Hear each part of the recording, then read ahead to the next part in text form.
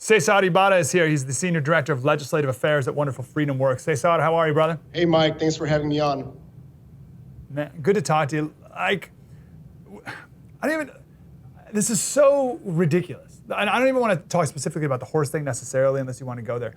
But just the no rules, right? No, like, you're the legislative guy, right? So what are the rules? What does the legislature say about what the deal is at the border right now? Sure. Well, what the Democrats are prioritizing right now is definitely not the border. What they are prioritizing right now is a pathway to citizenship for people who came into the country illegally. That is backwards. What they should be doing right now is figuring out ways to pass legislation that would increase our security capacity at the southern border, because the resources that our border patrol agents are having right now are not enough. And yes, President Biden is responsible, and for him to say that the people who were on the horses are going to pay, and imagine the morale that it drives to the border patrol agents to know that their boss, the commander-in-chief, and Alejandro Mayorkas don't have their back. For crying out loud, they are doing their job. What are they supposed to do?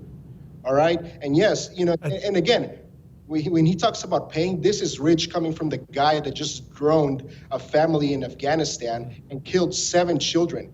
I mean, they literally, our U.S. government murdered 7 children in Afghanistan, but he's calling the actions at the border horrible and despicable. These guys are not serious. That's such a brilliant stinking point. They killed, on their way out the door, killed 7 kids. And specifically said there will be no discipline for anyone involved. Stuck by saying it was a righteous strike. And here, a Border Patrol guy, doing his exact job, exactly how it's supposed to be done,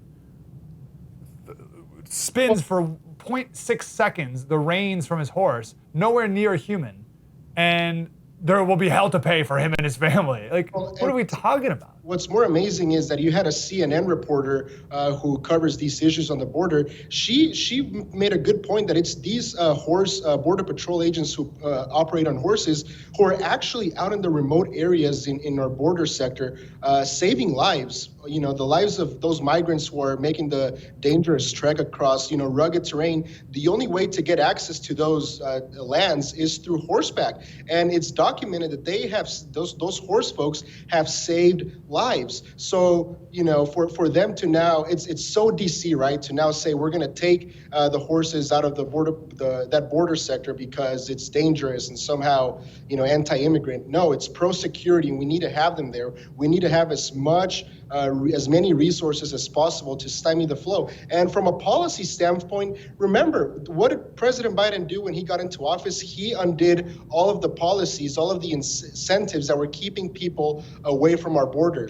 Look at what we have now. This is a self-induced crisis, and there really is no indication from the Democrat-led Congress or the Biden administration that they are willing to solve the issue. And it's just sad. One more point to that. It's not only the Border Patrol agents and CBP and these folks that are being affected. It's the communities on the American side of the border, which are predominantly Hispanic communities. These folks, Dallas Morning News poll just said that 54% of Latinos in Texas do not approve of President Biden's, performance.